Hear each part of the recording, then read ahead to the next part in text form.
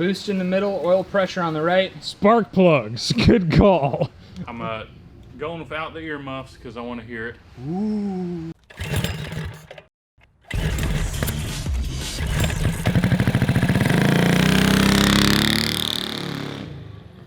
On today's episode of Cars and Cameras, we're going to fire this thing up on methanol for the first time.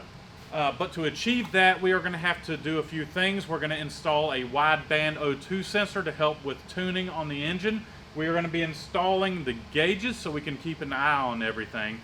We're going to be installing HD head bolts to keep our heads from orbiting the Earth. And the next thing is we're going to be installing a more robust axle hub for our gears for easy gear change. So let's get to work. Yeah. Ike's gone to the store to go get the right size hole saw for the gauges. He left me in charge of the O2 sensor.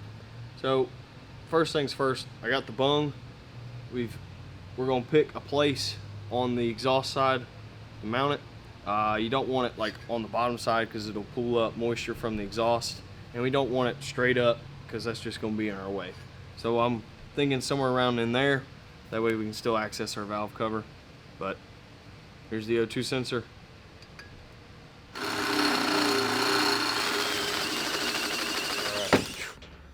That was a close one, but looks like that'll do. Give that a tack, see if it's in the right spot, and we'll weld it all the way around. We want a tight seal. Don't want any leaks.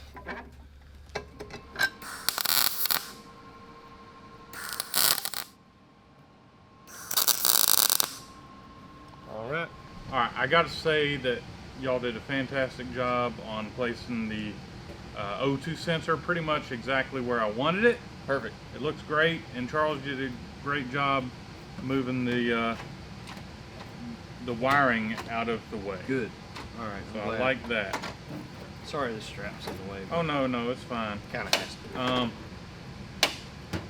No, I've got the biggest feet, so I'm sitting in the cart right now, trying to figure out where we're going to place the gauges where they are out of the way and where everybody can see them, because they are pretty important. We have 3 gauges.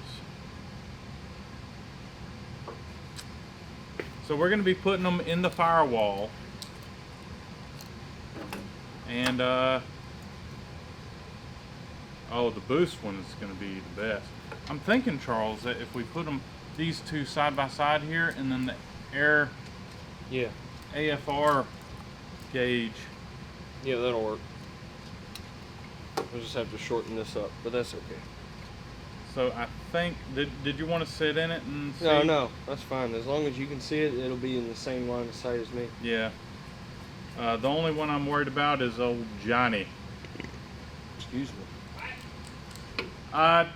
Did you want to sit in this cart and see where if you can see the gauges all right? Sure. Sorry about the junk in the floorboards. I've been living in this thing lately. Oh, it's all right. All right, so where exactly were you thinking? It's gonna be hard to cut them off. Yeah. I don't want to kink the lines, but That's definitely the more convenient option, but I feel like we're gaining half a pound versus losing half a pound. Dude, the gauge thing I'm getting would get is paper thin. very thin, very light. I think we should go ahead and mount our gauges in the easier to see location.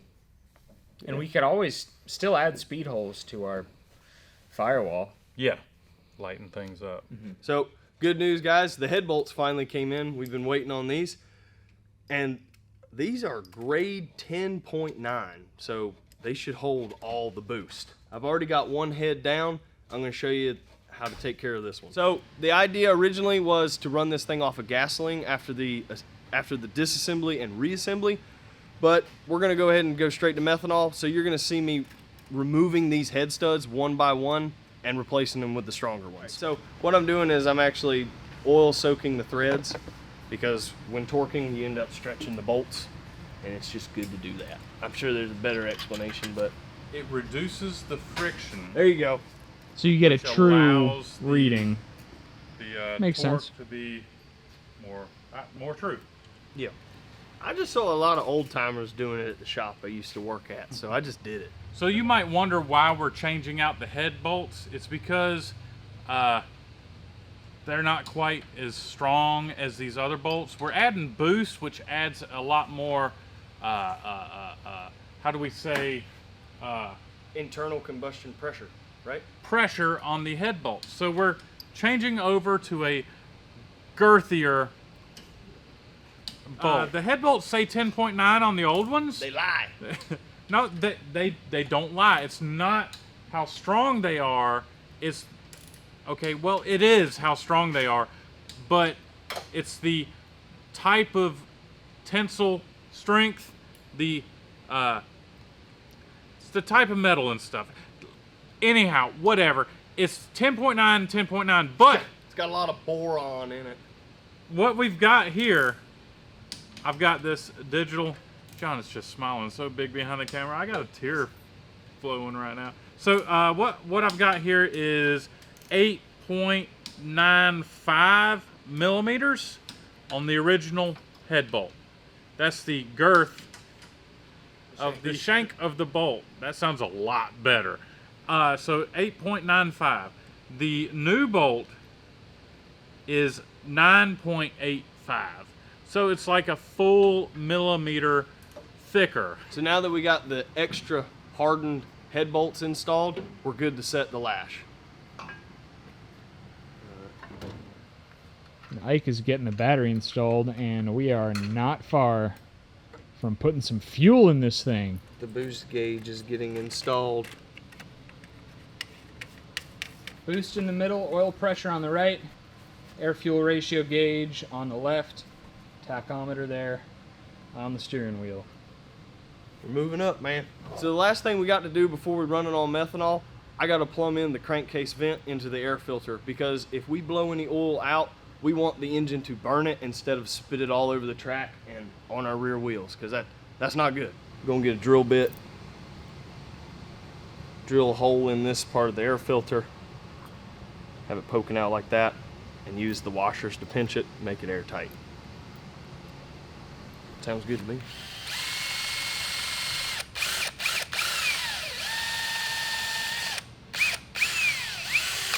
I did go with a little bit too small of a drill bit because I wanted. Good tight fit, huh? Yeah. Oh man, you can almost thread it into there. Gonna trim this up, get a hose clamp on that. We're good to go. Cool. Dude, crankcase pressure is redirected. Let's get this area cleaned up and call the boys in here and Yeah. get this thing on some methanol. Spark plugs. Good call. So we had a little bit of a redesign moment. The air filter with the brass fitting out the side. We got rid of the washers and we decided to drill a hole in it and put a cotter pin, because if that nut backs off, the turbo is going to eat it, and that will not be good. So after having our drag rail together for years and turbocharging it and then ripping the engine apart to open up the piston rings, it's finally time to run this on nitro methanol. We have all of our gauges installed. Now our air to fuel ratio gauge, our wideband O2, is still reading in gasoline. So even though we're going to be running it close to 6-to-1 or 5-to-1 or below, it's still going to read in terms of gasoline. So we're basically going to fill this thing up, run it, and try to get a baseline on it. And then there's a whole lot we need to do after we run it to preserve the quality of the engine that we're going to talk about afterwards. But let's get this thing fueled up and fired up, guys. So we're going to be burning fuel at a much higher rate than usual. And the other thing to note is that the methanol has a much shorter window at which it likes to run. So we have it nice and warm in the shop, about 80, 85 degrees. It'll be very similar to what we do on the dyno and at the drag strip. So if we get it tuned for this condition, it should run at the drag strip. So this thing should sound way different. I hope we don't lose that classic rail sound. I think it might just sound better. I hope it does. I mean, look, I hope it'll sound better. And it'll make a ton more power if we can get it tuned. Yeah. Judge it by the way that fuel smells, it's gonna be spicy. All right. You guys ready? Oh, I'm ready. All right. Turn on the fuel and see if we get fuel going to the carburetor. Yep. Okay. Yes, sir. I'm going without the earmuffs because I want to hear it. You ready? Here we go.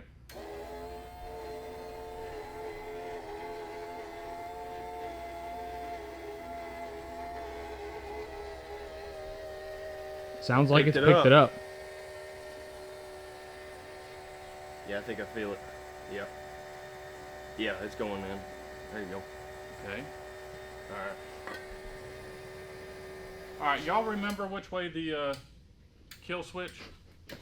No. No. I always have trouble with it. All right. I'm gonna go in the up position like a light Okay. switch. Did we gap the spark plugs or get colder plugs or? I checked the gap. Let me check. Okay. We're good. We should be in the ballpark. Cool. Yeah. Ready? Yeah. Choke it. Down. Oh, there you All right, here we go.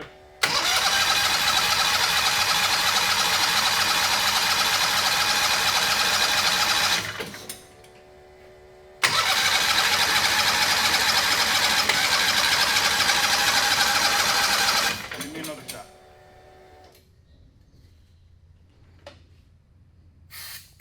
All right, Yeah, go for it. here we go.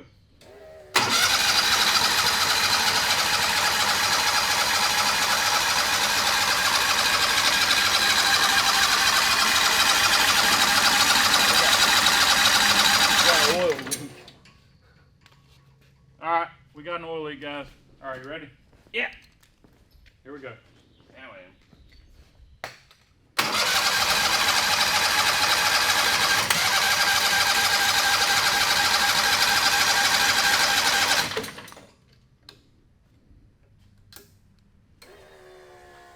Yeah, just choke Leak. off. Choke off? Yeah. Was it off? No, it was on. Okay. All right, here we go.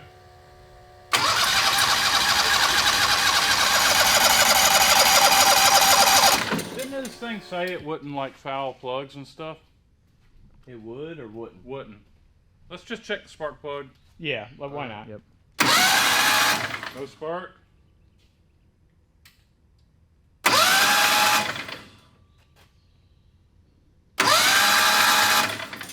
So we have tried and tried to get this rail running again, and we keep running into the same issue, and that's no spark.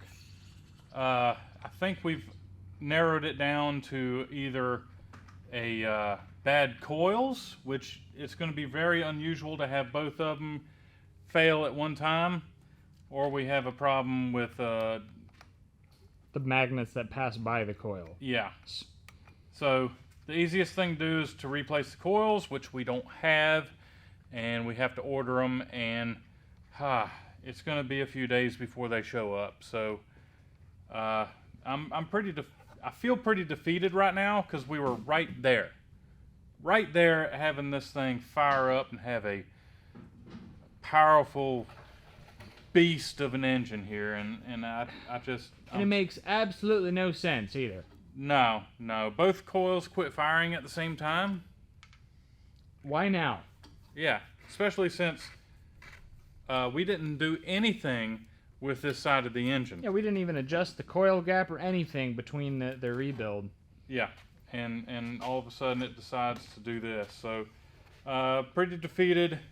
My whole week is I'm pretty upset. That's all I got to say. You look like you need a hug. I need a hug. I really do. I guess we're gonna have to stop this video until we get parts in. Yep. And we're gonna move on to something else.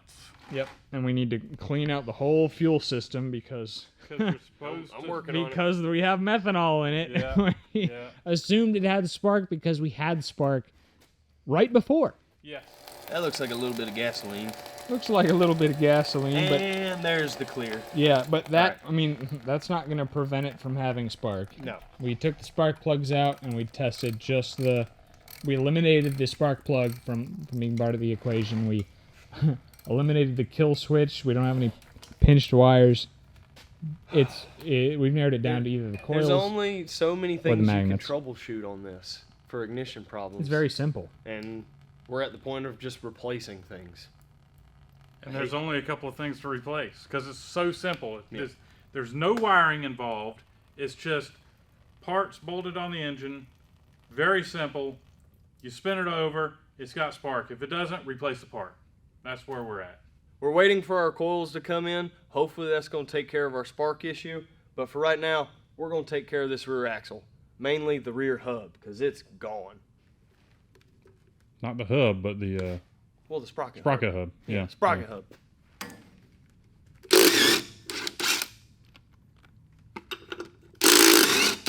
I'm definitely not going to have you on my NASCAR team. No. You're slow. I was my own pit crew. Driver and owner. Me. That's what should have been on the car. All right. Oh, and we got a nice little snap ring there, holding that, keeping that hub in place just in case it comes loose. Because we don't want to be doing 100 miles per hour down the drag strip. No, and I took this off my personal go-kart Yeah, thank you. for us. Yep, just needed a PB blaster. Nice. Got it. Well, it came off. Yeah, I really wanted to get that sprocket off of there, but for some reason it's got two different kinds of hardware in there. Well, we grab what we can.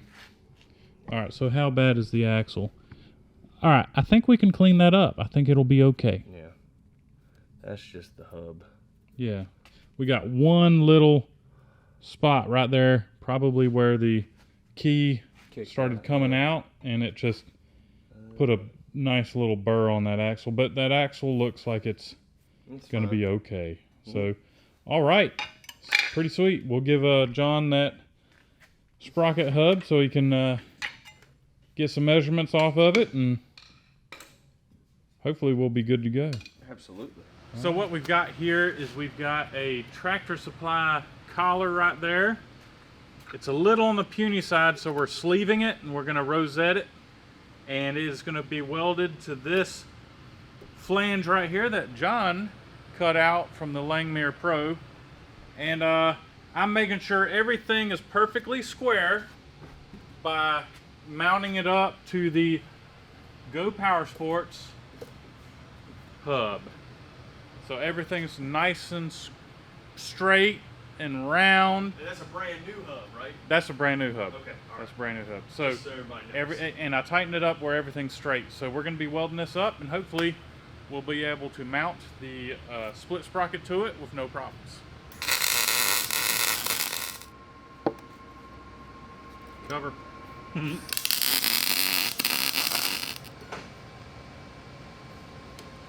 All right, so we have our new hub installed.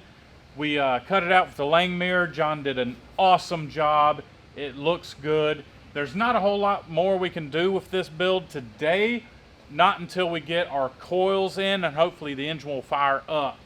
The only other thing we can do, which is going to be in the next video, is lightening up this thing. So we're going to be taking out a little bit of metal here, a little metal there, because every ounce counts in racing, right? Right. All right, so y'all are going to see that in the next video. So it's Friday afternoon. The mailman just dropped off some coils for us. So I'm going to get these installed, and fingers crossed, guys, we're going to have spark. So we could have fried the coils by welding. We're not sure, but this is the quickest, easiest way to find out if the coils are the culprits. If it's a coil problem or if it's like a magnet that passes by the coil Because problem. there's nothing else that can kill the spark. It's either coils or magnet. That's it. Thank you, sir. Wow. So we're going to gap it to what? 70. 70,000. Yep. All right, I'm cranking it over. You ready? Yep. Here we go. Hold on. What is that a good look or a bad? Hold on. Cranking.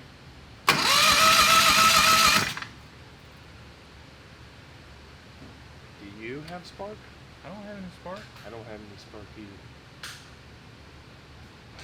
I'm gonna put it closer.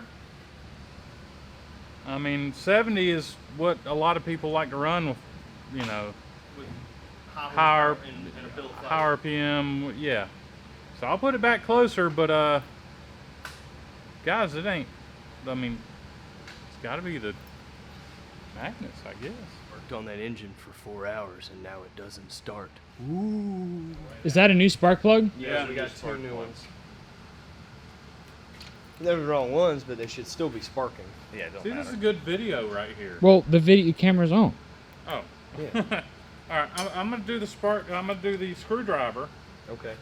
Which I just got shocked by Yeah. that with that method. All right, lights off. Here we go.